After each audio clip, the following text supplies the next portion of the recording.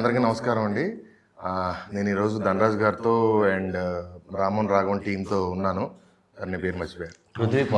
పృథ్వీ గారు రెడీ. అందరికీ నమస్కారం అండి. నేను ఈరోజు ధనరాజ్ గారితో పృథ్వీ పోలవరపు గారితో ఉన్నాను. రామోహన్ రాఘవన్ సినిమా గురించి డిస్కషన్ గురించి.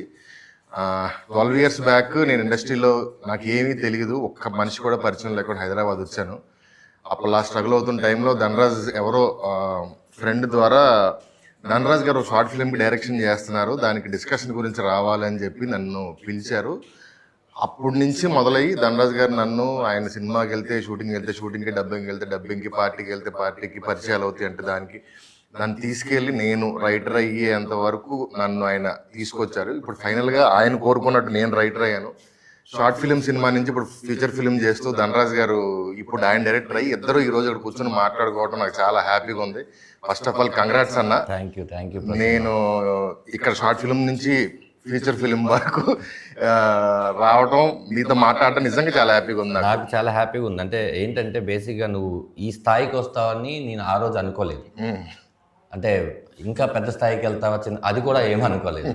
కానీ నీలో ఉన్న టాలెంటే ఆ పరిచయాలని ఆ ప్రమోషన్ చేసుకొని నీలో ఉన్న టాలెంటే ఈరోజు వరకు ఈ స్థాయికి రావడానికి కారణమే తప్ప మేమందరం ఏంటంటే ఆ కంకర్ రోడ్డు మీదకి వెళ్ళకు గుచ్చుకుంటాయని మాత్రం చెప్పి కార్ రోడ్ వేసుకుంది మాత్రం నువ్వే. చాలా హ్యాపీగా ఉంది ప్రస్తుతం.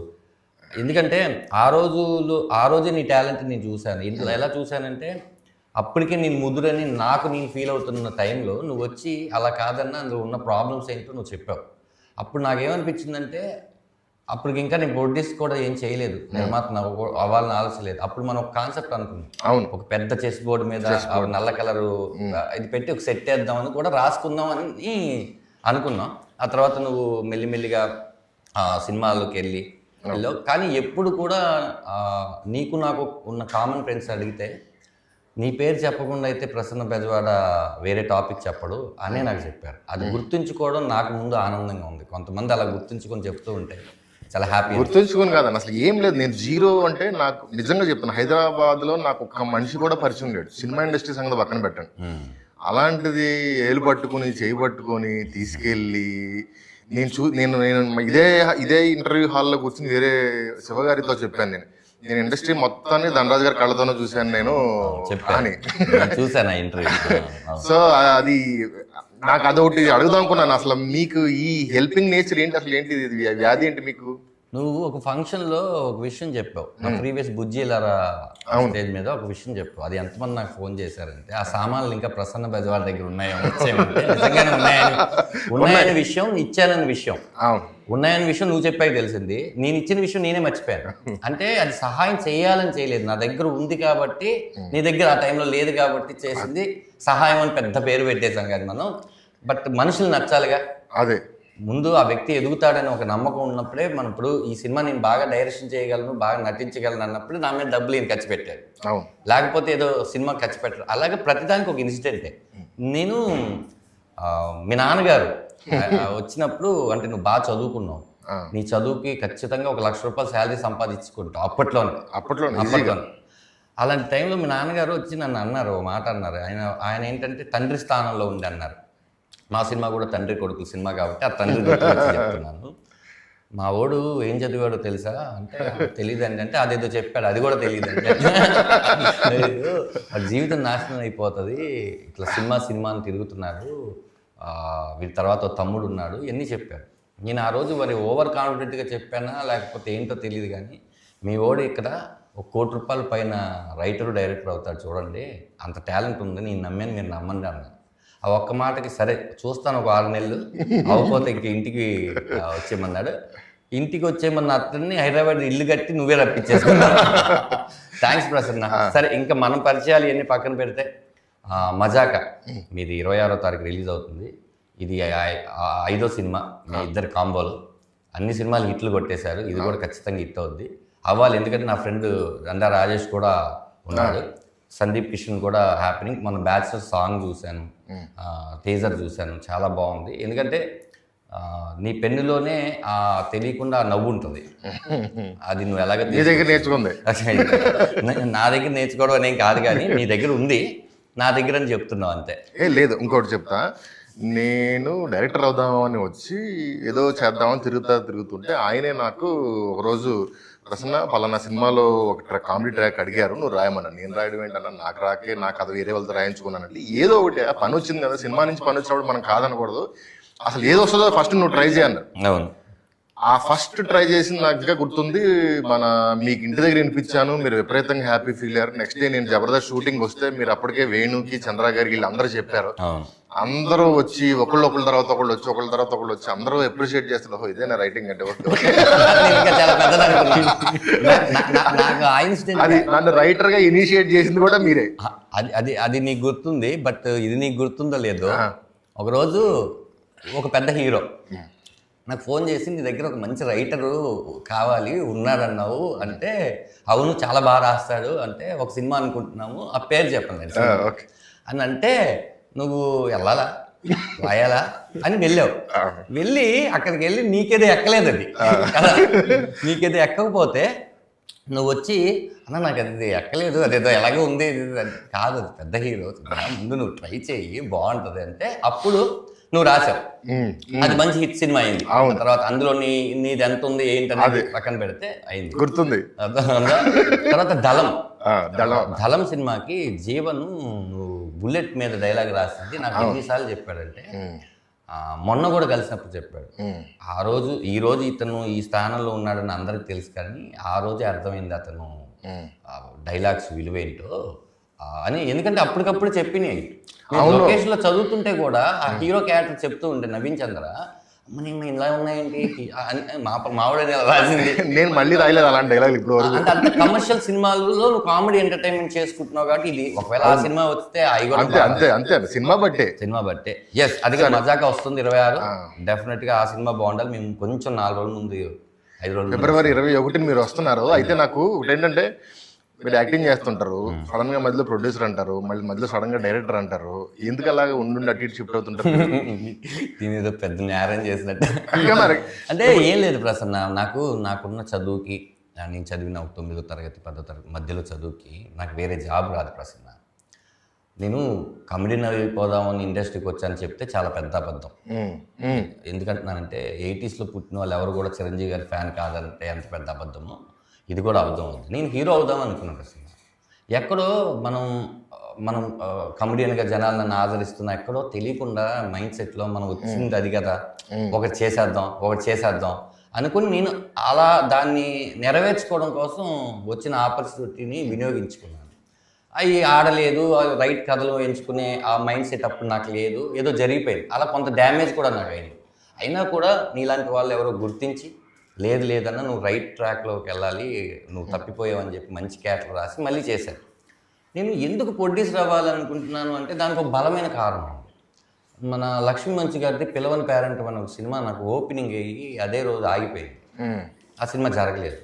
చాలా హోప్స్ పెట్టుకున్నాను నేను ఇండస్ట్రీ నుంచి. అప్పటికే చాలా ఆవిడ పెద్ద యాక్టర్స్, ఆవిడ పక్కన ఆవిడ యాక్సెప్ట్ చేసింది నన్ను అన్నప్పుడే నాకు ఎంతో హ్యాపీ అనిపించింది. రాఘవేంద్ర గారి క్లాపు, ఇండస్ట్రీ అంతా మాట్లాడుకుంది ధనరాజు మెట్టిగా ఎదిగాడని. ఆ ప్రొడ్యూసర్ గారి దగ్గర డబ్బులు లేక ఆయన ఏమనుకున్నారు, ఓపెన్ అవ్వగానే డిస్ట్రిబ్యూటర్లు డబ్బులు ఇస్తే సినిమా తీద్దాం, ఇలాంటి కొంత బ్యాచ్ వస్తారు. ఆ తర్వాత నేను ఆ కాల్స్ తట్టుకోలేకపోయాను. ఆగిపోయిందంట కదా, ఇలాంటి కొంతవరకు తీసేశారంట కదా, ఇలా అవుతున్న టైంలో సర్లే అనుకుంటే మళ్ళీ ఒక ఆయన వచ్చి సచ్చినోడి ప్రేమ కదా అనే సినిమా నువ్వే కరెక్ట్గా ఉంటావు, నీ పర్సనల్ బాగుంటుంది అంటే, సరే ఇక్కడ ఆగిపోయింది, దేవుడు ఎక్కడో ఇక్కడ ఇచ్చాడు అనుకుంటే అది ఓపెనింగ్ రోజు ఆగిపోయింది. సేమ్ ఇలాగే నాకేంట్రా ఓపెనింగ్ దాకా వెళ్తున్నాయి, ఆగిపోయింది ఏంటని కనుక్కుంటే, నీతో సినిమా తీస్తే లాస్, అసలు నిన్నెవడు చూస్తాడు, నీ ఫేస్ ఏంటి, నీ ఇదేంటి అనగానే డైరెక్టర్ గొడవ పెట్టేసుకున్నాడు. కావాలంటే ఇదే కథ వేరే హీరోతో చేద్దామంటే, నేను ధనరాజ్ అనుకున్నాను, నాకు కథలో ధనరాజే కనపడుతున్నాడు, నేను అట్లా ఇవ్వలేను అన్నాడు. సరే నా ముందు అలా చెప్పాడేమో అనుకుని నేను వచ్చేసాను. కట్ చేస్తే నేను నాకున్న బిజీలో నేను కమెడియన్గా ఎదుగుతూ ఈ జబర్దస్తులు ఇవన్నీ చేసుకుంటూ కొంచెం హ్యాపీగా ఉన్నాను. ఆయన ఏం చేస్తున్నారంటే ఆ కథ పట్టుకుని తిరుగుతున్నారండి అన్నాడు ఒక మేనేజర్, కామన్ మేనేజర్. కథ పట్టుకుని తిరగడం ఏంటి, ఆయన పలానా ఛానల్లో లేదండి అది కూడా మానేశారు, మీతోనే సినిమా తీస్తా అంటున్నారు, ఎంతమంది ఎన్ని ఆఫర్స్ ఇచ్చినా, ఒక ఆయన కారు కొనిస్తా అన్నాడు, ఒక ఆయన ఇల్లు కొనిస్తా అన్నాడు, లేదు నాకు ధనరాజు ఓకే, ఈ కథకి మీకు ఓకే అయితే చేస్తాను. తిరుగుతున్నాడంటే నాకు బాధ అనిపించింది.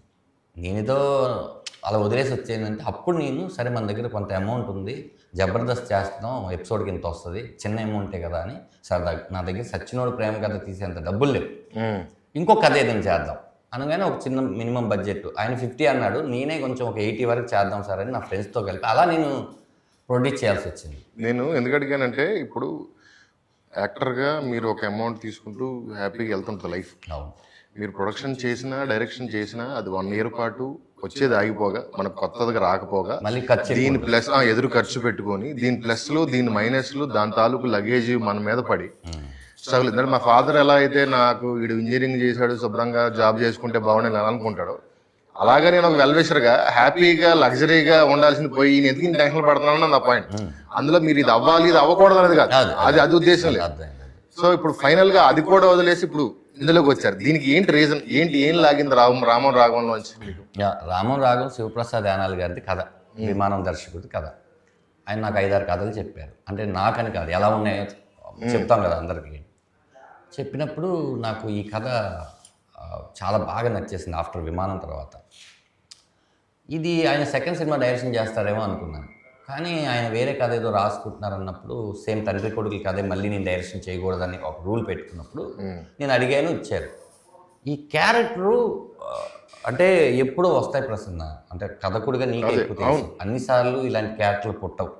అది కాకుండా నాకు యాక్ట్ చేసుకునే స్కోప్ ఉన్నది, నన్ను నేను నిరూపించుకునే స్కోప్ ఉన్న క్యారెక్టర్ రాయడం తక్కువ. నా స్వార్థం కోసమే ఆయన అడిగాను, బట్ ఆయన ప్రేమతో నాకు ఇచ్చారు. దానికన్నా గట్స్ ఏంటంటే ఆ కథని నేనెంత నమ్మాను, మా ప్రొడ్యూసర్ అంత నమ్మాను. నేను దిగడానికి కారణం ఏంటంటే దర్శకుడిగా నన్ను దింపి నేను దర్శకుడు కాదు ఈ సినిమా, నేను నటుడుగానే ఈ సినిమా చేయడానికి ఈ సంస్థతో ఒప్పించుకొని వేరే దర్శకుని పెట్టుకొని సినిమా తీద్దామనే వెళ్ళాం. అప్పుడు వాళ్ళకు ఆ ప్రశ్న నాకన్నా ఆయన అడిగితే కరెక్ట్గా చెప్తారు. అప్పుడు అంటే ఇది స్టోరీ డిస్కషన్స్ జరుగుతున్నాయి, వేరే వేరే డైరెక్టర్తో మనం డిస్కషన్ జరుగుతున్నప్పుడు the way Dhanraj adapted the movie, same Shivaprasad garu ఎలా అయితే బయటకు చెప్పారో సేమ్ ధనరాజ్ గారు కూడా అదే అడాప్షన్లో ఉన్నారు. సో ఎక్కడో చిన్న మిస్సింగ్ జరుగుతుంది అని అనిపించిన తర్వాత one fine day I called him, Dhanraj గారు విల్ డూ వన్ థింగ్, ఈ సినిమాకి మీరు డైరెక్టర్ అయితే మనం సినిమా చేద్దాం, లేదంటే వద్దు. దెన్ అట్ దట్ పాయింట్ ఈయన వెంటనే కూడా ఓకే చెప్పలే, అలా అంటావా, షోరా, ఓకే ఒక 2 days టైం ఇస్తావా నాకు, ఇదేంట్రా ఒక ప్రొడక్షన్ హౌస్ వచ్చి నీకు డైరెక్టర్ చేయమని అవకాశం ఇచ్చినప్పుడు మళ్ళీ 2 days, ఈ 2 days అయిన తర్వాత పృథ్వీ నువ్వు ఫోన్ చేసి అడిగిన వెంటనే నేను చేసేస్తాను అంటే నేను కరెక్టో కాదో నేను చెక్ చేసుకోవాలి. ఇప్పుడు బలగం వేణుది అప్పుడు స్టోరీ డిస్కషన్స్ ఇవన్నీ జరుగుతున్నాయి, ఆల్రెడీ నా ఫ్రెండ్ డైరెక్టర్ అవుతున్నాడు, అప్పుడు ఇంకా రిలీజ్ అవ్వలేదు. సో ఇప్పుడు నేను కూడా డైరెక్టర్ అవుతున్నాను అంటే దానికి ఒక రీజన్ ఉండాలి, అసలు నాకు నేను చేయగలనా అని చెప్పి శివప్రసాద్ గారితో క్రాస్ చెక్ చేశారు. మీ కథ ఇదే, నేను ఇప్పుడు దీని మీద వర్క్ చేస్తున్నా, ఇది నేను డైరెక్ట్ చేయడం మీకు ఇష్టమేనా? సో ఆయన అన్నారు, సార్ ఈ కథకి ఎవరైనా న్యాయం చేయాలంటే అది మీరే. ఆ తర్వాత మళ్ళీ సముద్రగన్ గారికి చెప్పారు, నాకంటే he will be a best choice అన్నారు. సో అలాగా యాక్సిడెంటల్గా టు బీ ఆనెస్ట్ ఫోర్స్ఫుల్లీగా ఇన్ డైరెక్షన్ తీసుకున్నారు. అయితే ఈ ప్రాసెస్లో నేను ఒక సీన్ మేక్ చేస్తున్నప్పుడు నేను ఆన్సెట్ ఆన్లైన్ ఎడిట్లో చూసాను. ఆ రోజు చూసినప్పుడు I hugged him and I told, గొప్ప డైరెక్టర్లు చాలామంది ఉంటారు కదా ఇండస్ట్రీలో, అందులో మీరు ఒకరు, your name will be written there, డెఫినెట్లీగా మీ పేరు ఒక 20 years తర్వాత ఒక మంచి డైరెక్టర్స్లో మీ నేమ్ ఉంటుందండి. That confident. ఇప్పుడు డబ్బులు మీరు ధనరాజు సముద్రకాని కాంబినేషన్ మీద పెట్టారా, కథ నమ్మి పెట్టారా, ఏంటి? నేను ఫస్ట్ స్టెప్ తీసుకోవడానికి ఏంటి వార్డ్రోబ్? కథేనండి, ఫస్ట్ చెప్పింది కథేనండి. కథ చెప్పిన తర్వాత నేను ఆ నలుగురు చూసా, సో 90s బ్యాచ్. సో ఆ టైంలో నేను చూసినప్పుడు నేను ఏం ఫీల్ అయ్యానో ఆ ఎమోషన్ ఉంటుంది కదా, అదే నాకు జూమ్ కాల్లో కథ చెప్పినప్పుడు అదే ఫీల్ అయ్యాను నేను. ఆ కథ చెప్పిన తర్వాత దాని మీద ఒక 8 to 9 months వర్క్ చేసాం స్క్రిప్ట్ మీద, ఎక్కడెక్కడ ఎలా ఉండాలి ఏంటి అని చెప్పేసి. ఆ తర్వాత కథ తర్వాత కాంబినేషన్ సముద్రగన్ గారు కొడుగ్గా ధనరాజు, సో ఈ కాంబినేషన్ కూడా బిలీవ్ చేశాను. సో ఆబ్వియస్లీ కథ డ్రైవ్ చేసిందండి. ఇప్పుడు అన్న సముద్రగన్ గారి గురించి, ఆయన ఒక స్టేచర్ డైరెక్టరు, ఆయన ఒక స్టేచర్ క్యారెక్టర్లు మహేష్ బాబు గారితో వాళ్ళతో చేస్తున్న అతను జనరల్గా మ్యాన్ ఆఫ్ ది స్టేచర్ కిందకు వచ్చి చిన్న సినిమాలు చేయడానికి ఎవరు ఒప్పుకోరు. అంటే ఈవెన్ అది ఫుల్ లెంత్ క్యారెక్టర్ అయినా టైటిల్ రోల్ అయినా సరే మన ఫీజు విషయంలో కానీ నెక్స్ట్ మళ్ళీ పైకి వెళ్తే అతను ఈ సినిమా చేయడం ఇండస్ట్రీలో ఇవి ఉంటాయి. నేను పేర్లు చెప్పను కానీ ఆయన స్టేచర్లో ఉన్న అలాగే ఆ క్యారెక్టర్లు చేసే మిగతా 3-4 ఆ సెగ్మెంట్లో ఉన్న వాళ్ళు ఎవరైతే ఉన్నారో వాళ్ళు 100% చేయరు. ఈయన ఎప్పుడు ఆ విమానం అని చేస్తారు, మధ్యలో వెళ్ళి ఇలాంటి రామరాగం ఇలాంటిది ఏది ఉన్నా కూడా నేను విన్న దాంట్లో ఆయన ఏంటి, ఆయన మైండ్ సెట్ ఏంటి అసలు? నేను విమానం సెట్లోనే ఆయనకి నెక్స్ట్ ఏంట్రా అని అన్నాడు ఆయన. ఆయనకి విమానాలు లాంటి ఒక కథ, ఒక కమెడియన్ అంత టేస్ట్ఫుల్గా కూడా ఉంటుందా? కామెడీ కథ కాదు ఇది. అతను భుజం మీద వేసుకుని శివప్రసాద్ తీసుకున్న దాకా తీసుకొచ్చాడంటే వీడికి ఒక టేస్ట్ ఉందని నమ్మాడు ఆయన. అప్పుడు నెక్స్ట్ విమానంలో మేమిద్దరం కాంబినేషన్ యాక్ట్ చేస్తూ ఉంటే నెక్స్ట్ ఏంట్రా అన్నాడు. మళ్ళీ శివప్రసాద్ గారు కదేనన్నా అని ఆయన విన్నా వినకపోయినా ఊరిని అలా చెప్తూ ఉన్నా. ఇందులో ఫాదర్ క్యారెక్టర్ నేను చేస్తే నీకు ఓకే అన్న ఆయన అడిగాడు, నేను అడగలేదు. అదే అన్న నీది చేస్తే సూపర్గా ఉంటుందన్నా, మరి నిజమేనా, నేను అన్ని ప్రొడక్షన్ హౌస్కి చెప్పుకోవచ్చా అన్న, ఇది నేనే చేస్తున్నాను అన్నాడు. ఆ డౌట్ అనేసాడు. ఎందుకంటే అక్కడేమో శివకార్తికేయన్ గారికి దానిలో ఫాదర్, ధనుష్ గారికి విఐపి దాంట్లో ఫాదర్, ఇక్కడేమో పిల్లోడికి ఫాదర్. నాకు ఫాదర్ గారు చేయడం చాలా వినడానికి చాలా సూపర్గా ఉంది. ఎలా అని మళ్ళీ క్రాస్ చెక్ చేశారు. నేను చేస్తున్నా, కొన్ని కథలు వచ్చినప్పుడు మనం వదులుకోకూడదు, అవి మళ్ళీ మన దగ్గరకు రావు. అలాంటి కథ ఇది, మనం చేస్తున్నాం అంతే అన్నాడు. ఆ తర్వాత నాకే కాదు, తిరుమానిక్కమని ఆయన సినిమా మనం రిలీజ్ అయింది, ఆ సినిమా కూడా అలాగే చెప్పారు. అది మంచి సూపర్ హిట్. ఆయన ఒప్పుకున్న టైంలో బ్రో షూటింగ్ జరుగుతుంది. మనం బ్రో సెట్లో కలిసాం. ఆయన ఈ సినిమా రిజల్ట్ పక్కన పెట్టండి, బ్రో సినిమా పవన్ కళ్యాణ్ గారితో డైరెక్షన్ చేస్తున్న ఆయన నెక్స్ట్ సినిమా వేరే డైరెక్షన్ చేయాలని ఉంటారు. ఆయనకు వచ్చే ఆఫర్స్ చాలా ఉంటాయి. దాంట్లో నాకు 35 days ఇవ్వాలి. ఆయన కథని ఎంత బిలీవ్ చేయకపోతే నాకు ఫాదర్గా యాక్ట్ చేయడం ఒకటి, అన్ని రోజులు పవన్ కళ్యాణ్ గారు సినిమా చేస్తున్నప్పుడు ఎవరైనా సరే అంతే ఆగుతారు అనుకున్నాం కానీ అవ్వట్లేదు బాయ్, ఇంకోటి ఏదైనా ఉంటే నేను సపోర్ట్ చేస్తా సినిమాకి, నువ్వు కానిచ్చే ఇంకెవరు ఉంటే పట్టు. రెండోది గట్టు ఇంకోళ్ళు ఏంటంటే రెమ్యునేషన్ పెంచేస్తారు కూడా. ఫస్ట్ చెప్పిన కమిట్మెంట్ కన్నా సరే ఏదో డబ్బుల కోసం అది చెప్పేస్తే ప్రొడ్యూసర్ రాలేము, అది కూడా లేదు. మాకు ఏదైతే చెప్పారో అదే అమౌంట్ తీసుకున్నారు. అదే అమౌంట్ పక్కన పెడితే ప్రమోషన్స్కి ఇంకో 15 రోజులు కేటాయించారు. నాకు చాలా ఇప్పటి వరకు నేను దర్శకుడు అయినప్పటి నుంచి నాకు తృప్తినిచ్చిన మాట ఏంటంటే, నేను సార్ మీరే డబ్బింగ్ చెప్పాలి, నేను చెప్పించుకుంటాను అని చెన్నై వెళ్ళి డబ్బింగ్ 4 రోజులు టైం ఇచ్చారు ఆయన. తెలుగుకి 3 రోజులు, తమిళకి 1 day. ఆయనకున్న బిజీయెస్ట్ షెడ్యూల్. నేను వెళ్ళి డబ్బింగ్ చెప్పించాను. ఫస్ట్ హాఫ్ 2 రోజులు అయిపోయింది. ఆయన ఫ్లోలోనే చెప్తానని సినిమా చూడను. సెకండ్ హాఫ్ ఎప్పుడు చెప్తామంటే రేపు మార్నింగ్ 8:45 కల్లా వచ్చేసే అన్నారు. నేను సర్లే అని 8:30కి వెళ్ళా. సెకండ్ హాఫ్ చూస్తున్నాడు ఆయన సినిమా, తమిళ్ వెర్షన్. నేను సరే డిస్టర్బ్ చేయకూడదు కదా అని చూస్తున్నాను. అయిపోయింది 8:40కి అయిపోయింది. ఆయన కంట్లో నీళ్లు పెట్టుకుని అలా బయటకు వచ్చారు, గట్టిగా కౌగిలించుకున్నారు. రైట్, ఇంకా నేను ఆయనకు వచ్చిన తెలుగులో ఇంకా ఈ దుష్టుడి పాత్రలు చేయండిరా, ఈ దుర్మార్గ పాత్రలు చేయండిరా, నాకు ఒక విమానం, ఒక ఇలాంటి సినిమా చాలా, ఒక అప్ప, నేను అలా వెళ్ళి హ్యాపీగా ఉంటాను, ఇంకా చేయండిరా అని డబ్బింగ్ కంప్లీట్ చేసి నా ఆఫీస్ తీసుకెళ్ళి బాలచంద్ర గారి పెద్ద ఫోటో ఉంటుంది ఆయన ఆఫీస్, కూర్చోబెట్టి ఒరే కొడక, మనం చాలా స్క్రిప్ట్లకి డైరెక్షన్ చేద్దాం అనుకుంటాం, కానీ ఒక స్క్రిప్ట్ మనల్ని అడుగుద్దురా నువ్వే డైరెక్ట్ చేయని, అదేరా ఈ స్క్రిప్ట్ అన్నాడు. కొన్ని షార్ట్లలో కొన్ని అర్థాలు ఉన్నాయిరా, అది ఎలా పెట్టగలిగావు అని అడిగి మేము ఇద్దరం డిస్కస్ చేసుకుంటే అప్పుడు నేను హోటల్కి వచ్చి ఇంకా అయిపోయింది. అంటే ఆయన ఒక నేషనల్ అవార్డ్ యాక్టరే కాకుండా చాలా పెద్ద డైరెక్టర్, సీరియల్స్ అలవగ్గా చేసేసిన డైరెక్టర్. ఆయన మెచ్చుకున్నారు మొదటి సినిమా డైరెక్టర్ అంటే ఇంకేం కావాలి. సినిమా అవుట్పుట్ చూసి ఇంకా నాకు అది హ్యాపీయెస్ట్ అనిపించింది. అన్నప్పుడు యాక్టర్గా ఆయన, నేను ఇక్కడ శంకర్ గారు చెప్తే విన్నాను, ఆయన షార్ట్లు చేస్తుంటే ఏం చేస్తున్నాడో అంత ఇంపాక్ట్ తెలియదు, కానీ ఎడిట్లో టేబుల్ మీద చూసేసరికి అది వేరే రేంజ్లో ఉంటుంది అన్నాడు. యాక్టర్గా ఏంటన్న ఆయన ఎలాగా ఆయన మరి ప్రిపేర్ అవ్వరో నేను దాని స్క్రిప్ట్ తెలుగు కాబట్టి ఆయన ప్రిపేర్ అవుతారు. తెలుగు కూడా ప్రాంప్టింగ్ లేకుండా చెప్తారు ఫస్ట్. 2 సీన్ మూడ్లో ఉంటారు. అప్పుడు మనం కామెడీ సీన్ చేసాం మన సినిమాలో. అవును. ఆయన మానిటర్ దగ్గరికి వచ్చి తెగ నవ్వుకొని మళ్ళీ వెళ్ళి అది అమ్మ సీన్.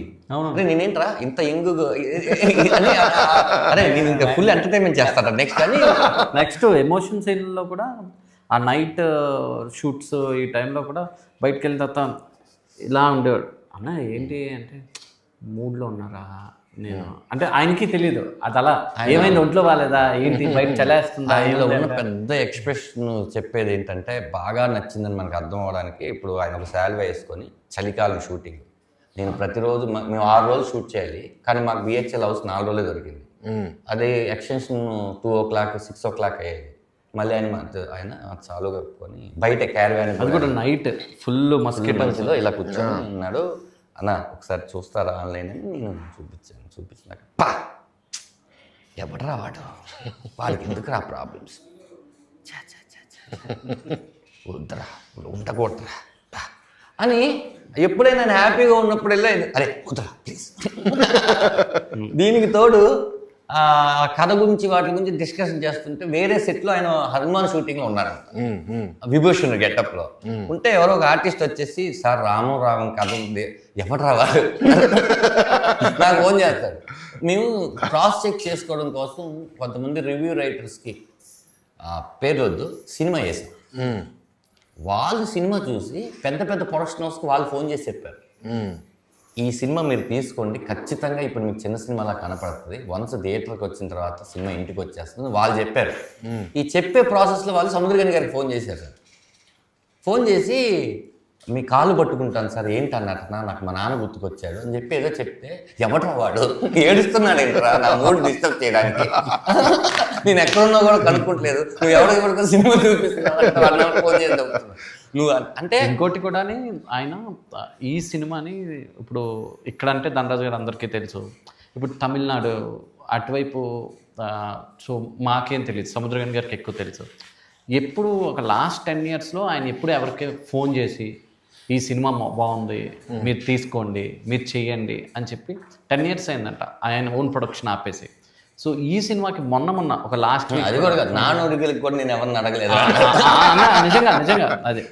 సో ఇది నాదిరా ఇలాంటి సినిమాలు గెలాలి ఎప్పుడు కూడా మనం గెలుస్తాం అంటారు ఇలాంటి సినిమాలు గెలాలి అని చెప్పి చాలామందికి ఫోన్ చేసి బాలాగారు మన టీజర్ రిలీజ్కి వచ్చారు. అన్నా మంచి సినిమా అన్న ఇది ఎలాంటి సినిమాలు కావాలన్నా మీరు సపోర్ట్ చేయండి అన్న అని చెప్పి అంటే అంత ownership it's like he's also one of the producer. అలా హీ టేకెన్ కంప్లీట్లీ లైక్ ఇది మనది. అసలు అలా యాక్టర్స్ ఉంటే చాలా హ్యాపీగా ఉంటుంది. అసలు ఒకసారి అంటే నువ్వు ఆయనతో చేయలేదు ఇప్పటివరకు చేస్తావు ఎలాగో. మాకు ప్రసాద్ ల్యాబ్లో మా అన్నీ ఎలా ఉంటాయంటే ఏది కేక్ వాక్ కాదు మాకు ఈ సినిమా బిగినింగ్ నుంచి ఇప్పుడు రిలీజ్ అయ్యేంత వరకు కూడా అలాగే ఉంటుంది. మేము ప్రిపేర్ అయిపోయాం. చెన్నైలో మాకు ఎవరు తెలియదు మాకు తెలిసింది చెన్నై ఎయిర్పోర్ట్ నాకన్నా కొద్దిగా ఆ రూట్లు తెలుసు తనకు కానీ నాకు తెలియదు. మేము వెళ్ళాం అదా థియేటర్దేనా వెళ్ళిన తర్వాత ఇక్కడి నుంచి ఆర్టిస్ట్కి తీసుకొని వెళ్ళాం. తంబి రామయ్య గారు బాలా గారు బాబీ సింహ గారు పొరాటా సూరి గారు పసంగల డైరెక్టర్ ఇట్లా ఇంకో పెద్ద వాళ్ళందరూ వచ్చారు. ప్రెస్ గిస్ మొత్తం ప్రసాద్ ల్యాబ్. ఆయన పాపం బ్లాక్ అండ్ బ్లాక్ వేసుకుని వచ్చారు. తెలియకుండా నేను బ్లాక్ వేసాను ఈయన బ్లాక్ వేశారు. వచ్చిన గెస్ట్లు అందరూ బ్లాక్ అండ్ బ్లాక్లో వచ్చారు. సరే ఇక్కడ అలాగే వస్తానేమో అనుకున్నాం. మధ్యలో అయిపోయింది. నేను చాలా అసలు బిగ్ స్క్రీన్ ప్రసాద్ ల్యాబ్ చెన్నైలో అసలు దర్శకుడు అవడమే గొప్ప విషయం అనుకుంటున్న టైంలో తెలుగులో తమిళ్ అది బాలాగారు వీళ్ళందరూ లాంచ్ అయిపోతున్నారని నేను అక్కడ కూర్చొని ప్రొజెక్టర్ ఆన్ చేద్దాం అనుకుంటే సార్ కేడిఎం ఓపెన్ కావట్లేదు సార్ అంటే ఫస్ట్ టైము నేను టెన్షన్ చూసాను మనలో ఏం చేయాలి ఇక్కడికి కాదు అక్కడికి కాదు ఇదంతా మళ్ళీ డౌన్లోడ్ చేసి మళ్ళీ ఇంకోటి చేసి ఎంత చేసాం దగ్గర 30 minutes. ఇది చెప్తా ఇది సార్ కేడిఎం ఓపెన్ కాలేదు. ఈ విషయం ఎవరు చెప్తాం ప్రొడ్యూసర్ నేను ఇక్కడ ఉన్నాం. ఏమన్నా ఒక మాట అది ఒకవేళ ఇప్పుడు ప్రాసెస్ కరెక్ట్గా స్టార్ట్ చేస్తే 1/2 hour అవుద్ది. ప్రసాద్ ల్యాబ్ నుంచి వైఫై వాళ్ళకు ఉండదు కాబట్టి వాళ్ళు చెన్నైకి ఫోన్ చేయాలి ఆ కంటెంట్ ఇచ్చేయాలి. ఈ లోపల ప్రెస్ తెలుగు తగ్గలేదు అన్నా మనం తెలుగు సినిమా మనం తమిళ్లో చూపిస్తాం నేను ఏదో ఒకటి చేస్తాను వెళ్ళి వచ్చి కూర్చుంటే అది ఓపెన్ కావట్లా అని చూస్తాం అయిపోయింది. అరే ఏంట్రా గెస్ట్లు అందరూ వచ్చారు ఎన్న మ్యాటర్ అని అన్న పైకి వచ్చారు సినిమా ఓపెన్ కావట్లేదు అన్నా ఇదే హిట్ ఇదే అన్నాడు ఆయన. ఇక్కడ ఫస్ట్ టైం ఉన్న సినిమా కంటెంట్ ఓపెన్ కాకపోతే సూపర్ డూపర్ హిట్. అలా అయిందంట కొన్ని సినిమాలు. నేను అసిస్టెంట్ డైరెక్టర్గా ఉన్నప్పుడు నేనే ఇలా నువ్వేం టెన్షన్ పడితే ఎంతసేపులో వద్దో చెప్పాను ఫస్ట్ అంటే ఒక 15 నిమిషాలు చచ్చి అందుకే నేను వెళ్ళాను. 30 నిమిషాల తర్వాత వచ్చాను. ఫస్ట్లో ఉన్న హ్యాపీనెస్ తగ్గింది. తగ్గి ఏంట్రా వాళ్ళగారా వీళ్ళు గారు అంటే అన్నంటే లక్కీగా అది చెకింగ్ కోసం నా మొబైల్ పంపించుకున్నాను. అక్కడ వేయాల్సింది 4K, బట్ నా మొబైల్ MP4 ఉంది. సరే అయితే ఏంది ఏదో ఒకటి ఏంటి అంటే అది పెట్టి తన ల్యాప్టాప్లో పెట్టి మొత్తానికి చేసి వేస్తే అది 4K లాగా వచ్చింది. ఏంటి వాళ్ళు 4Kనే చేసి పంపించారు 1080 వచ్చింది. అంతా నేను ఇట్లా వణికిపోతున్నాను. టెన్షన్ ఫుల్ ముందే అయిపోద్దేమో అని. మనోళ్ళు అయితే మనం ఏదో చెప్పుకోవచ్చు తెలుగు అక్కడ మనకు మీకోసం ఇంత టైం. ఎందుకంటే బాలాగారు అప్పటికి ఫంక్షన్స్కి వచ్చి 1 year దాటిందంట. ఆయన ఫంక్షన్కి వెళ్ళదంట.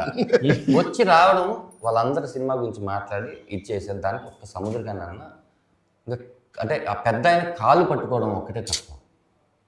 అప్పుడు నాకు అర్థమైంది అమ్మ మనం లేదు కంప్లీట్ ఓనర్షిప్. ఆయన మన తమిళ్లో నా బ్యానర్ వేద్దాము ఇది చేద్దాం అంత ఆలోచనలో వన్స్ ఇన్ని హ్యాపీయెస్ట్ థింగ్స్ నువ్వు అడిగావు కాబట్టి ఈరోజు చెప్పాను. ఇవన్నీ ఎవరికి తెలియదు. హ్యాపీనెస్ ఉంది, ఎంత సాడ్ ఉంది, ఎంత బాధ ఉంది. అందుకే నా కేక్ వాక్ లాగైతే ఈ సినిమా జరగలేదు. ఎప్పుడో మీ plan successful film cake walk తీసుకోదు, అసలు ఏ ఫిల్మ్ తీసుకోదు, ఫస్ట్ కేక్ వాక్ సక్సెస్ అవుద్ది. నేను గట్టిగా నమ్మేది ఏంటంటే రేపు సినిమా అందరూ ధనరాజు హీరో హీరో హీరో ఏంటి ఆడికి అంటున్నారు. ఇందులో సముద్రకని గారు తండ్రి, ప్రమోదిని గారు తల్లి, వాళ్ళిద్దరి మధ్య పుట్టిన కొడుకు కథ ఇది. ఈ సినిమాకి హీరో హీరోయిన్లు ఎవరంటే నాకు ప్రమోదిని గారు, సముద్రకని గారే. నేను ఇందాక ఒక ఇంటర్వ్యూలో చెప్పాను, అమలాపురం అనే ఒక ఊర్లో జరుగుతున్న ఒక కథని వీళ్ళందరినీ అమలాపురం తీసుకెళ్ళలేను కాబట్టి ఆ కథని స్క్రీన్ మీద తెచ్చారు. ఓకే, ఈ సినిమా చూసిన తర్వాత డెఫినెట్గా ఈ రాఘవ అనే క్యారెక్టర్ ధనరాజ్ 100% బాగా చేశాడు అని పేరు తెచ్చుకోవడం కోసం నేను అనుక్షణం డైరెక్టర్ ధనరాజ్ని తిట్టేవాడిని, నాతో బాగా చేయించాను. అలాగే చేయించుకున్నాను. నాకు తెలిసి మేమనుకుంటున్న రిజల్ట్ ఇంకా మాకు ఎవ్వరు లేరు. మాకున్నది ఒక మీడియా, జనాలనే నమ్మే. ఇంకా ఇండస్ట్రీలో మేము ఎవరిని నమ్మలేదు. వై బికాస్ చూసేసాం. ఎవరు కూడా ఒక్క ఎంకరేజ్ వర్డ్ చెప్తారేమో విందాం అనుకుంటే మాకు ఇప్పటివరకు చెప్పలేదు. అది నాకు చెప్పినా కూడా నేను దాయగలను. డైరెక్టర్ ప్రొడ్యూసర్కే చెప్పాడు. మా ఇద్దరు ఎవరికి చెప్పినా ఇద్దరం అది చెప్పేసుకుంటాం. అంటే ఇప్పుడు ఫ్యాక్ట్స్ మనం యాక్సెప్ట్ చేయాలి. ప్రొడ్యూసర్ డైరెక్టర్ పేజీలో లేకపోతే అంతే. No point. తను మాత్రం ఎక్కడో డిసప్పాయింట్ అయ్యి అబ్బా అనుకున్నాడు అనుకో, నేను అసలు ఇంక ముందుకు ఏమీ తీసుకురాలేను. ఇప్పటి వరకు మనం వచ్చాము, ఇక్కడ నుంచి కూడా మేము చెడ్డ సినిమా మేము 100 సార్లు సినిమా చూసుంటాం. 100 సార్లు మేము ఏ హై ఫీల్ అయ్యామో అదే కనిపించింది. ఈ 100లో ఒక్కసారైనా సరే ఎక్కడో తప్పు జరిగింది అని అనిపించుంటే ఈ సినిమా ఎప్పుడో రిలీజ్ అయిపోయేది, 1 డేట్లోనూ 2 డేట్లలో. 2 రోజులు ఆగి మంచి డేట్ కోసం వెయిట్ చేసే వాళ్ళం కాదు. నాతో జి ప్రసాద్ గారు సార్ ఇది తీసుకుంటున్నప్పుడు అడిగితే ఎలా ఉందన్నా, సరే ఏంటి పరిస్థితి అన్న.